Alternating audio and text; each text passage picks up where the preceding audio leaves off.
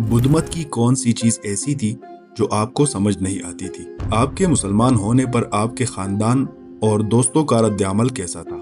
Japan میں آپ کو اپنے مذہب پر عمل کرنے میں سب سے بڑی مشکل کیا پیش آتی ہے؟ پھر وہ مجھ سے پوچھنے لگے تم ابھی تک مسلمان کیوں ہو؟ اسلام چھوڑ دو۔ میں نے کہا نہیں، میں ایسا نہیں کر سکتا۔ پھر بالآخر وہ کہنے لگے تم اب سے میرے بیٹے نہیں ہو۔ احمد معینو کون ہے؟ السلام علیکم ورحمۃ اللہ وبرکاتہ۔ میرا نام احمد معینو ہے۔ میرا پیدائشی نام ناؤکی ہے۔ میں جاپان سے ہوں۔ بنیادی طور پر میرا تعلق آئیچی سے ہے جو جاپان کے وسط میں ہے، اور آج کل ٹوکیو کے قریب چیبا میں رہتا ہوں اور ٹوکیو میں کام کرتا ہوں، اور میں جاپان مسلم ایسوسی ایشن کے 4 اماموں میں سے ایک ہوں۔ میرا نفس، میری انا، میری ذات تقریباً 13 سے 14 سال کی عمر میں بیدار ہوئی، اور میں خود سے سوال کرنے لگا میں کہاں سے آیا ہوں، میں کہاں جا رہا ہوں، اور میری زندگی کا مقصد کیا ہے۔ اور چونکہ میں جاپان میں پلا بڑھا تھا، قریب ترین مذہب جس کا ماحول میں نے پایا وہ بدھ مت تھا، تو میں نے سوچا کہ اگر میں بدھ مت مذہب اختیار کر لوں، خاص طور پر خالص بدھ مت طریقہ، تو میں اپنے سوالات کے جواب حاصل کر سکوں گا۔ ایک مرحلے پر تو میں نے مذہب کے ذریعے سچائی ڈھونڈنے سے ہار مان لی، لیکن پھر مجھے میلبورن آسٹریلیا جانے کا موقع ملا بطور ایکسچینج طالب علم تقریباً 1 سال کے لیے۔ پھر الحمدللہ وہاں قیام کے دوران میں ایک مصری خاندان سے ملا۔ وہ میرے ساتھ بہت اچھے طریقے سے پیش آئے، چنانچہ ان کے ساتھ رہن سہن کے ذریعے ان کو جان کر اسلام کے خلاف میرا معتصبانہ نظریہ آہستہ آہستہ ختم ہو گیا۔ وہ کون سی بات تھی جس کی وجہ سے آپ حقیقتاً اسلام کے بارے میں مطمئن ہوئے؟ اسلام کی طرف آنے کے بعد کہ یہ وہی مذہب ہے جس کی مجھے ہمیشہ سے تلاش تھی۔ میں اپنے مستقبل کے بارے میں خوف و اضطراب میں تھا، کیونکہ میں ان لوگوں میں سے ایک تھا جو اسلام کو معتصبانہ نظر سے دیکھتے ہیں۔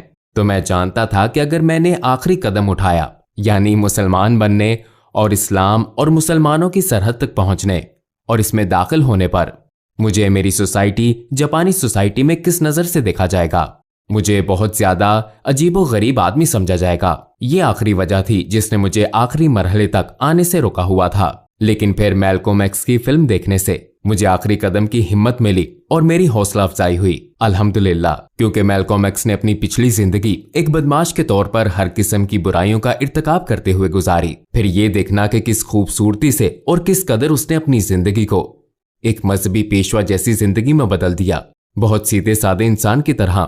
اور مزید یہ کہ حج کے مناظر دیکھنے سے جب وہ حج کے لیے مکہ گیا، جس سے وہ خود حیرت زدہ رہ گیا۔ کئی جگہوں پر بہت سے لوگ جمع ہوتے ہیں اس مقصد کے لیے کہ وہ فٹ بال کا میچ دیکھیں یا رقص یا موسیقی کی محفلیں، تفریح حاصل کرنے کے لیے، لیکن جو لوگ یہاں جمع ہو رہے ہیں، اتنے لوگ جمع ہو رہے ہیں ایک خدا کی عبادت کی خاطر۔ کیا اس تعریف سے بڑھ کر کوئی تعریف ہو سکتی ہے؟ میں نے کہا نہیں۔ پھر آخرکار مجھے یہ بات سمجھ آ گئی کہ مسلمان ہونے کا مطلب یہ نہیں ہے کہ آپ کو ڈرپوک انسان بننا پڑے گا۔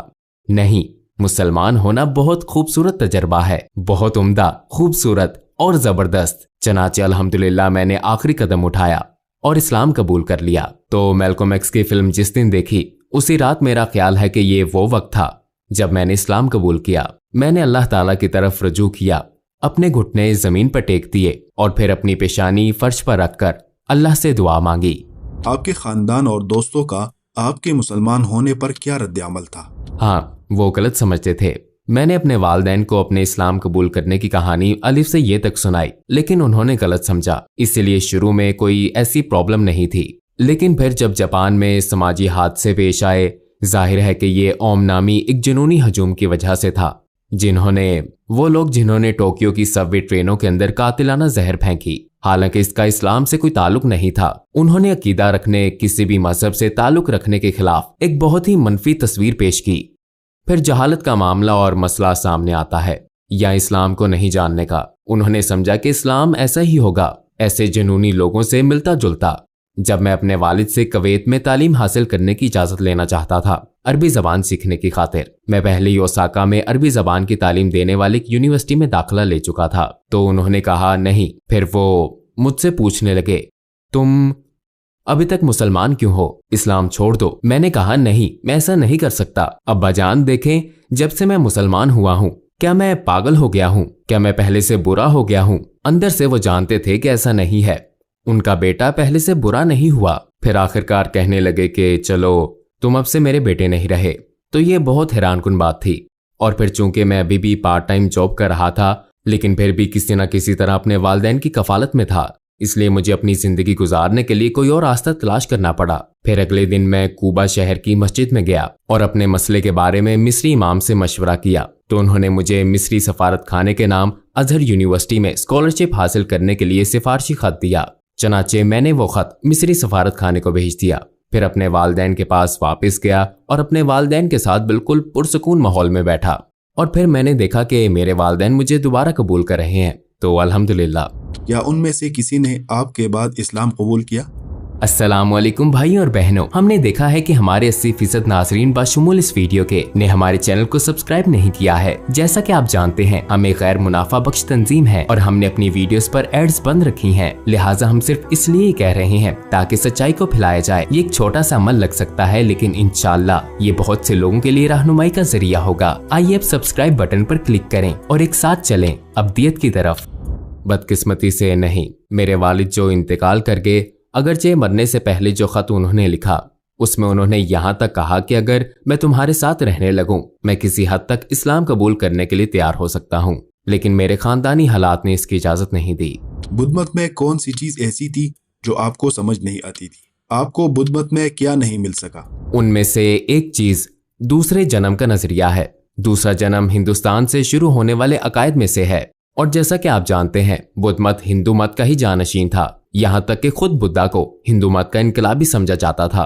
दूसरा जन्म ये मानना है कि आप में जान है, आप में रूह है, और ये रूह कभी मरती नहीं है और इस दुनिया में मुख्तलिफ शक्लों में मौजूद रहती है। आपके अमाल और आप क्या करते हैं, इसी की बुनियाद पर। तो पिछली जिंदगी में हो सकता है कि आप जानवर, कीड़े या कुछ और हों, और फिर उनके मुताबिक इस जिंदगी के बाद हो सकता है कि आप कोई और मखलूक बन जाएं। मुमकिन है आप इंसान हो या कोई दूसरी मखलूक हो। इस जिंदगी के बाद जब तक कि आप निर्वाण तक ना पहुंच जाएं, जब तक कि आप पूरी कायनात को सही तौर पर समझ ना लें और फिर दूसरे जन्म के चक्कर से बाहर ना निकल आएं, आप इसी तरह जारी रखें। यह है दूसरे जन्म का नजरिया। तो सवाल पैदा होता है कि फिर मुख्तलिफ जमानों में लोगों की तादाद तो मुख्तलिफ रहती है, तो अगर आप कहते हैं कि रूह की शक्ल में तुम जिंदा रहते हो, फिर दोबारा जन्म लेते हो और बार बार जन्म लेते रहते हो, तो आप इनको बराबर कैसे कर सकते हैं? और सबसे बड़ी वजह जिसने मुझे एक राहिब बनने से रोक लिया, वो मुकम्मल तौर पर मजहबी और रोजमर्रा की जिंदगी को अलग कर देना था। हाँ, वो मुकम्मल तौर पर मजहबी जिंदगी और रोजमर्रा की जिंदगी को अलग अलग करार देते हैं, तो वहाँ आपको तजादात नजर आते हैं। अगर कोई जापान में इस्लाम तलाश करना चाहे और गूगल में इस्लाम के बारे में कुछ सवालात लिखे, तो उसे क्या जवाब मिलेगा? खैर, बहुत से हो सकते हैं, इस बुनियाद पे कि वो इस्लाम को जानने में कितनी गहरी दिलचस्पी रखता या रखती हैं। लेकिन बहुत बदकिस्मती से कुछ किताबें मौजूद हैं जो किसी मुस्तशरिक की लिखी हुई हैं, जिसका मकसद जापानी लोगों में इस्लाम के खिलाफ नफरत फैलाना है। वो किताबें बदकिस्मती से आजकल की एक बेहतरीन सीरीज के तौर पर दस्तयाब हैं, लिहाजा मुमकिन है कि ये वो पहला मवाद हो जो उन्हें मिल सके। जापान में आपको अपने मजहब पर अमल करने और बतौर मुसलमान जिंदगी गुजारने में क्या मुश्किलात पेश आती हैं? फिलहाल मैं कहूँगा ताउन करने वालों की कमी। मसलन अल्हम्दुलिल्लाह मेरे 5 बच्चे हैं, लेकिन जैसा कि आप जानते हैं कि हमारे पास मेरा मतलब है कि मुझ समेत मेरा खानदान 7 अफराद पर मुश्तमिल है। मेरे खानदान और रिश्तेदारों के दरमियान वाहिद मुसलमान हम हैं। ऐसा ही मेरी बीवी का मामला है, तो हमारे खानदान नहीं है। खानदानों के हाथ जो ख्याल रखें बिरादरी का। हाँ, यहाँ तक कि वो कम्युनिटी जहाँ मैं रिहाइश पजीर हूँ, चीबा के क्योटो नामी जगह में, जहाँ निस्बतन ज्यादा मुसलमान रहते हैं, लेकिन मेरे देखने में मुसलमान नमाज के औकात में जमा होते हैं, लेकिन अपनी निजी जिंदगी के लिए मुझे उनमें कोई राब्ता नजर नहीं आता। जानते हैं, आप रोजमर्रा की जिंदगी में दूसरे मुसलमानों के साथ ज्यादा मेल जोल नहीं करते। नबी करीम सल्लल्लाहु अलैहि वसल्लम की कौन सी अच्छी सिफत थी जिसने आपको सबसे ज्यादा मुतासिर किया? उनकी रहमत, खास तौर पर उस वक्त जब वो ताइफ से वापस आ रहे थे। ताइफ के लोगों को दावत देने की कोशिश कर रहे थे, लेकिन उन पर पत्थर फेंके जा रहे थे, और इस अमल के खिलाफ जब उन्हें फरिश्ते की तरफ से ये पेशकश की गई कि उनको कुचल दिया जाए, तो उन्होंने क्या कहा? सुभान अल्लाह, बराए मेहरबानी ऐसा मत करना, शायद उनके बाद ऐसी नस्लें आए जो एक खुदा पर ईमान लाने वाले हों। सुभान अल्लाह। आपने इमाम बनने का इंतखाब क्यों किया? क्योंकि कोई दूसरा नहीं कर रहा। सुभान अल्लाह। मुसलमान होने के बावजूद बहुत कम ठहरते हैं। बहुत से लोग हैं जो कलमा शहादत का तलफ्फुज कर लेते हैं, लेकिन अल्लाह जानता है अल्लाह ही जानता है वो इसके बाद कलमा शहादत के बाद कैसे बन जाते हैं, क्योंकि कोई बाकायदा निज़ाम नहीं है जो गिरने के बाद उनकी देखभाल करे। जानते हैं कोई भी नहीं।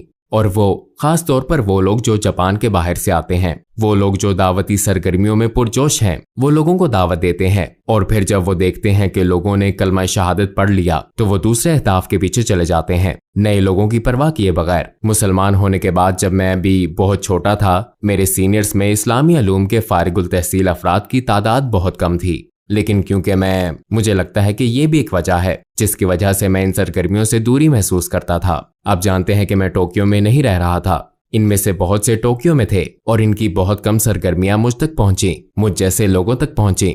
तो मैंने खुद से सवाल किया, हालांकि उन्होंने इल्म हासिल किया और उन्हें ये मौका मिला कि वो अल्लाह का दीन सिखाएं, मुझ जैसे लोगों को जो उस वक्त नौजवान थे, वो जरूरत के मुताबिक काम नहीं कर रहे। जानते हैं वो नहीं कर रहे, लेकिन जाहिर है बाद में मैं समझ गया कि हर एक की अपनी जिंदगी है और वो अपनी रोजमर्रा जिंदगी के मामलात में बहुत मसरूफ हैं। लेकिन उस वक्त वो अच्छा काम नहीं कर रहे और बहरहाल वो अपनी पूरी कोशिश नहीं कर रहे। फिर अगर करने वाला कोई नहीं है तो मुझे ये करना पड़ेगा। आपके ख्याल में लोगों के इस्लाम पर इस कदर शिद्दत और सख्ती से तनकीद करने की क्या वजह है? यहाँ तक कि जापान में भी इसके नताइज नजर आते हैं। मेरे ख्याल में इसकी एक वजह यह है कि वो जानते हैं, वो समझते हैं कि इस्लाम सच्चा दीन है और क्योंकि वो अपने अंदर फौरन समझ आते हैं इस्लाम को सच जानने और पहचानने के बाद, वो जानते हैं कि उन्हें इसे कबूल करना होगा। लेकिन अगर वो इसे कबूल कर लें तो ये उनको बोझ लगेगा, तो वो नफरत के साथ इसके खिलाफ काम करते हैं। क्योंकि आप जानते हैं इस्लाम की हदायत और तालीम के बगैर हमारा नफ्स हमारे खिलाफ बहुत मोटा, बड़ा और ताकतवर बन जाता है। क्या आप मजीद कुछ कहना चाहेंगे? जरूर। तमाम भाइयों और बहनों से दरख्वास्त है कि मेरे लिए और मेरे खानदान के लिए दुआ करना ना भूलें, और खास तौर पर मेरी वालिदा और मेरी बीवी की वालिदा के इस्लाम की, और मेरे रिश्तेदार भाइयों के लिए और सबके लिए। आप जानते हैं हमारे जैसे हालात वाले लोग, मुझ जैसे बहुत से इस्लाम कबूल करने वाले लोगों के वालिदैन अभी भी मुसलमान नहीं हैं, तो हमारे लिए दुआ करें। शुक्रिया। जज़ाकल्लाह खैर।